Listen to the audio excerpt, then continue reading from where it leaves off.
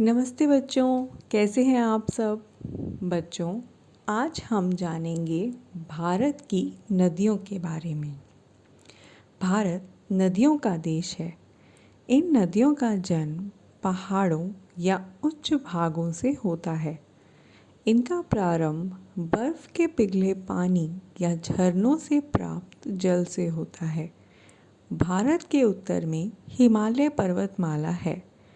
पर्वतमाला का अर्थ है बहुत सारे पहाड़ एक के बाद एक आगे पीछे। हिमालय पर्वत बहुत ऊंचे व बड़े हैं। उनकी चोटियाँ बर्फ से ढकी रहती हैं। हिमालय दो शब्दों के मेल से बना है, हिम और आलय। इसका मतलब है बर्फ का घर। ये पहाड़ केवल देखने में ही सुंदर नहीं लगते, बल्कि हमारे लिए बहुत उपयोगी भी हैं, क्योंकि इन्हीं पहाड़ों से बहुत सारी नदियाँ निकलती हैं। पहाड़ों पर जमी बर्फ से पिघलने से कई नदियों का जन्म होता है, जैसे गंगा, यमुना, सतलुज, सिंधु, झेलम, ब्रह्मपुत्र आदि।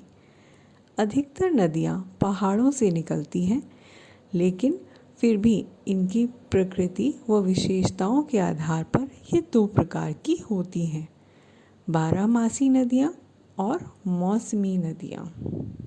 बारहमासी नदियाँ जो नदियाँ बर्फ़ वाले पहाड़ों से बर्फ़ पिघलने के कारण निकलती हैं और इनमें पूरे साल जल रहता है, इन्हें सदा नीरा नदियाँ या बारहमासी नदियाँ कहते हैं, जैसे गंगा, यमुना, सतलुज आदि।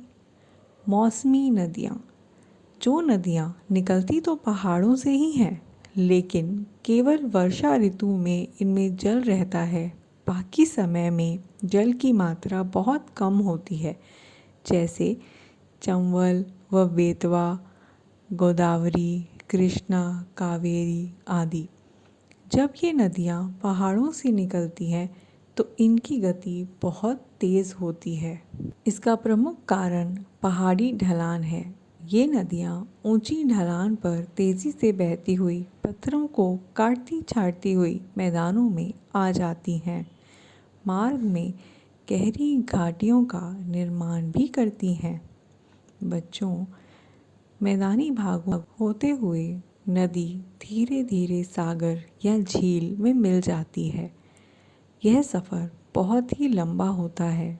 इस सफ़र में नदी कई गांव, शहर और देशों को भी पार करती है, जैसे सिंधु नदी भारत और पाकिस्तान से होकर बहती है। बच्चों, सभी नदियाँ हमारे लिए बहुत उपयोगी हैं, क्योंकि ये हर साल नई मिट्टी बहाकर लाती हैं।